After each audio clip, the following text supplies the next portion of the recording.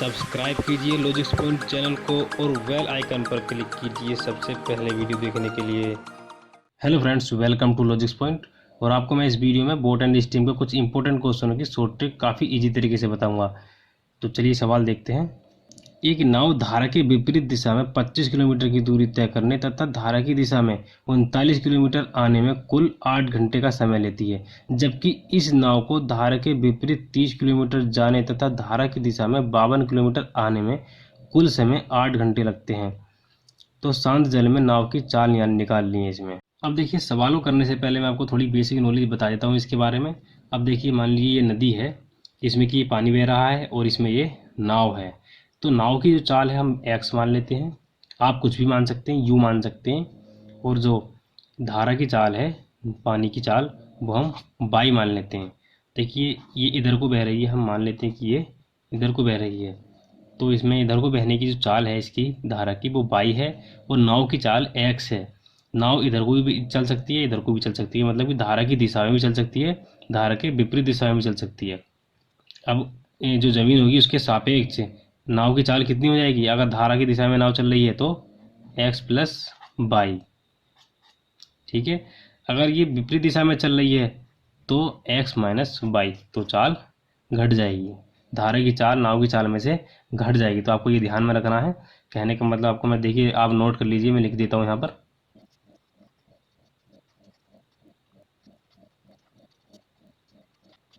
आप इसे नोट कर लीजिए। अब देखिए वो सवाल देखते हैं। देखिए सवाल में दिया है, एक नाव धारा की विपरीत दिशा में 25 किलोमीटर की दूरी तय करने में तथा धारा की दिशा में 39 किलोमीटर तय करने में 8 घंटे लेती है। तो धारा की विपरीत दिशा में कितनी किलोमीटर चल रही है? 25 किलोमीटर चल रही है।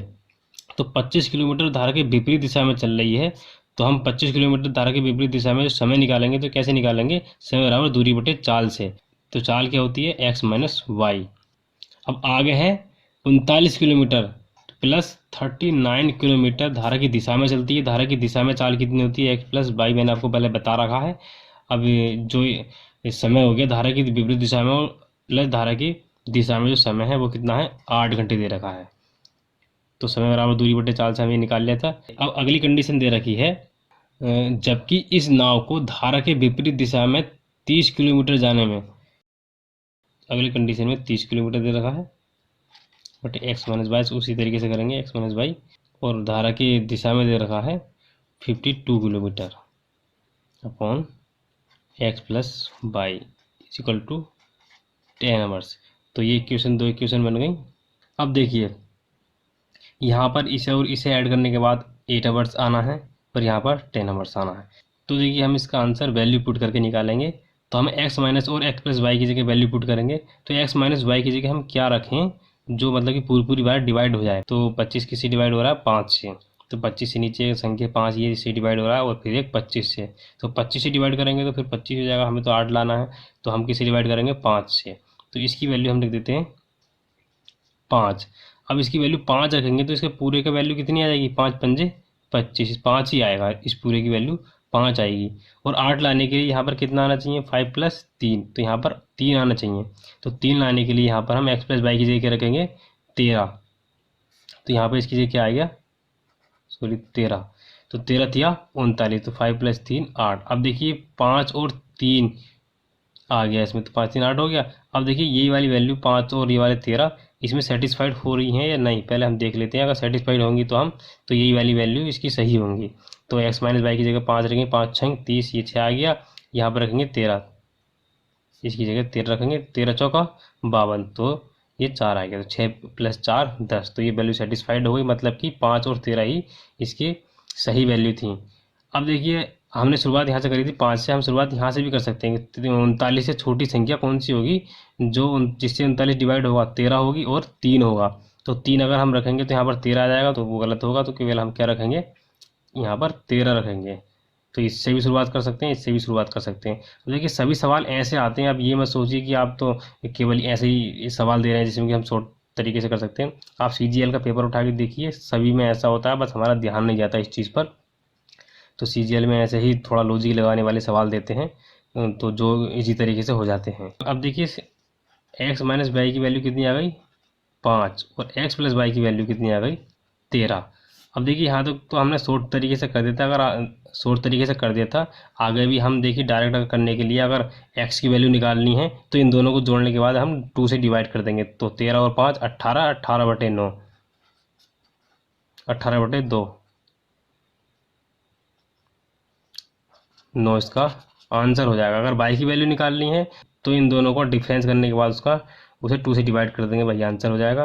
y की वैल्यू का मतलब है धारा की चाल और x का मतलब है नाव की चाल। तो हमें नाव की शांत जल में नाव की चाल निकालनी थी, तो शांत जल में नाव की चाल 9 आ गई। अब देखिए अगला सवाल देखते हैं, थोड़ा इससे हार्ड है।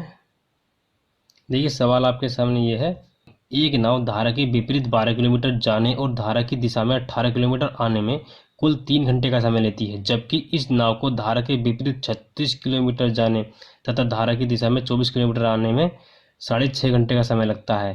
धारा की गति ज्ञात करनी है। देखिए धारा की गति निकालनी है इसमें। देखिए पहले वाले सवाल की तरह है बिल्कुल। तो पहली कंडीशन क्या है, 12 किलोमीटर विपरीत जाती है, तो 12 किलोमीटर विपरीत जाती है। विपरीत में क्या चाल लगती है, x माइनस वाई, प्लस धारा की दिशा में कितने किलोमीटर है, 18 किलोमीटर। तो इसकी चाल कितनी है, तो ये दोनों समय है, तो कितना समय ले रही है वो, आने और जाने में 3 घंटे का समय ले रही है। ये देखिए विपरीत दिशा में था और ये धारा की दिशा में था। अब अगली कंडीशन दे रखी है, जबकि इस नाव को धारा के विपरीत 36 kilometre x minus y plus 36 kilometre जाने तथा धारा की दिशा में 24 किलोमीटर आने में। तो 24 किलोमीटर आने में दिशा में मतलब धारा की दिशा में मतलब x प्लस वाई बराबर 6.5 घंटे। 6 सही 1/2, तो इसे हम 6.5 भी ले सकते हैं, समय लगता है। तो इसमें 2 इक्वेशन बन गई। तो इसमें भी हम पहले वाले सवाल की तरह वैल्यू पुट करके इसका आंसर निकालेंगे। वैल्यू पुट करने से पहले देखिए इसे हम थोड़ा और सोल्व कर लेते हैं, इसे और आसान बना लेते हैं। तो इस 1/2 को हटाने के लिए हम इसे 2 से मल्टीप्लाई कर देंगे। अब अगर इसमें हम 2 से मल्टीप्लाई करेंगे तो इसमें भी हम 2 से मल्टीप्लाई करते हैं, नहीं तो सवाल गलत हो जाएगा। दोनों में अगर एक से एक में मल्टीप्लाई कर रहे हैं तो दोनों में मल्टीप्लाई करनी पड़ेगी।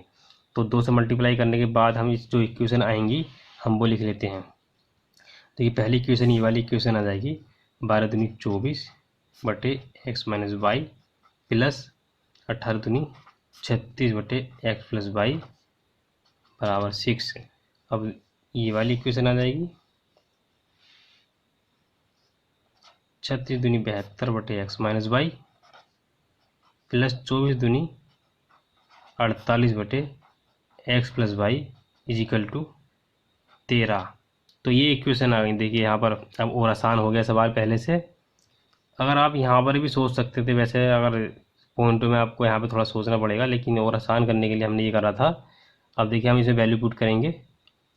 तो देखिए हम इसे वैल्यू पुट करते हैं। पहली बात तो देखिए यहाँ पर 6 है, तो 6 यहाँ पर है तो कम से कम मिनिमम यहाँ 3 और 3 तो आना चाहिए। तो 3 3 के हिसाब से तो पहले हम यहाँ पर वैल्यू पुट करते हैं, छोटी वैल्यू, उससे अंदाज़ा हो जाएगा। तो x माइनस वाई की जगह हम क्या रखते हैं, जो 24 को पूरी बार डिवाइड कर दे। तो 24 को देखिए कई संख्या डिवाइड करती हैं, 2 भी करता है, 4, 6, 8, 12 ये सभी करती हैं। तो हम पहले 2 रख के देखते हैं। तो 2 से अगर हम 2 से इसे डिवाइड करेंगे तो 12 आ जाएगा, जबकि यहाँ पर 6 है। तो 2 तो देखिए तो 2 भी नहीं रखेंगे, यहाँ पर 3 भी नहीं रखेंगे क्योंकि 3 8 24, 3 भी आज 6 से ज़्यादा हो रहा है। 4 6 24, 4 पूरा 6 आ रहा है, तो इसका इसमें भी वैल्यू रखनी पड़ेगी, तो उससे हम ज़्यादा करेंगे। तो 4 के बाद देखिए 6 चौक 24, तो अगर हम 4 यहाँ आ जाता है, 6 रखने के बाद 4 यहाँ आ जाता है, बचा 2, तो यहाँ पे कितना रखना पड़ेगा 18, 18 दूनी 36। तो देखिए अब देखिए इसकी वैल्यू हमने रखी थी 6 चौक 24, तो यहाँ 4 आया था। अब यहाँ पर 4 आ गया था तो बचा कितना 2, तो 2 लाने के लिए यहाँ पर हमने 18 रख दिया था x प्लस वाई की वैल्यू। अब देखिए यहाँ पर 18 रखा हमने, तो ये भी डिवाइड 18 से होना चाहिए क्योंकि x प्लस वाई की वैल्यू में यहाँ 18 रखेंगे तो ये भी 18 से डिवाइड होना चाहिए 48। तो यहाँ पर 18 से तो 48 डिवाइड हो नहीं रहा पूरी बार, तो यहाँ पर 18 भी नहीं रखेंगे। तो हम इससे और आगे की वैल्यू बढ़ा देते हैं। यहाँ 6 रखा था, हम 8 रख लेते हैं। तो इसकी जगह हम 8 रखते हैं, इसे हटा देते हैं, 8 रखते हैं। तो 8 तिया 24, तो यहाँ पर 3 आ गया और यहाँ पर भी 3 आएगा 6 लाने के लिए। तो 3 लाने के लिए यहाँ पर क्या करेंगे हम 12 तिया 36, तो हम यहाँ पर 12 रखेंगे। तो 12 तिया 36, 3 और 3 6 आ गया। अब देखिए 12 से 48 कट रहा है। तो अब आगे बढ़ जाते हैं। अब देखिए यहाँ पर हमने रखा था 8, तो 8 ही हम यहाँ पुट कर लेते हैं और 12 यहाँ पुट कर लेते हैं। तो ये सेटिस्फाइड कर रहा नहीं कर रहा है देखते हैं। अब देखिए 8 9 72 यहाँ 9 आ गया, यानी कि 12 चौक 48, 4 यहाँ आ गया, 9 4 13। तो ये भी सेटिस्फाइड हो गया, मतलब कि x माइनस वाई की वैल्यू 8 और x प्लस वाई की वैल्यू 12। अब देखिए हमें निकालना है धारा की गति। तो धारा की गति निकालने के लिए x माइनस वाई और x प्लस वाई का दोनों का डिफरेंस करने के बाद उसे 2 से डिवाइड कर देते हैं। तो 12 और 8 का डिफरेंस कितना हो गया 4 और 4/2। तो इसका 2 आंसर आ गया। देखिए ये डायरेक्ट है, मतलब कि वही है x माइनस वाई की वैल्यू 8, x प्लस वाई की वैल्यू 12। देखिए इसे घटाएंगे तो x से x कट जाएगा, बाई माइनस के फिर माइनस बाई फिर 2y आ जाएगा, 12 माइनस 8 फिर ये 2 इधर पहुंच जाएगा, वही आ जाएगा जैसे कि यहाँ पर आया है। तो ऐसे भी कर सकते हैं आप, या वैसे भी डायरेक्ट भी आप याद रख सकते हैं। डायरेक्ट याद करेंगे तो आपको ही फ़ायदा होगा, कम टाइम लगेगा आपको। तो पहले वाले में आप डायरेक्ट कर सकते थे। तो दोस्तों इसकी बेसिक क्वेश्चन की ट्रिक मैं आपको अगली वीडियो में बताऊँगा। अगर आप चाहते हैं कि अगली वीडियो बनाऊँ मैं इसकी बेसिक क्वेश्चंस की, तो आप कमेंट में बताइए। तो दोस्तों उम्मीद है आपको ये वीडियो पसंद आई होगी, आपको ये ट्रिक पसंद आई होगी। अगर आपको ये वीडियो अच्छी लगी तो इस वीडियो को लाइक और शेयर कीजिए। अगर आपने अभी तक हमारे चैनल सब्सक्राइब नहीं किया है तो हमारे चैनल सब्सक्राइब भी कर दीजिए। सब्सक्राइब करने से आपको नेक्स्ट वीडियो की नोटिफिकेशन प्राप्त होती रहेंगी। थैंक यू दोस्तों।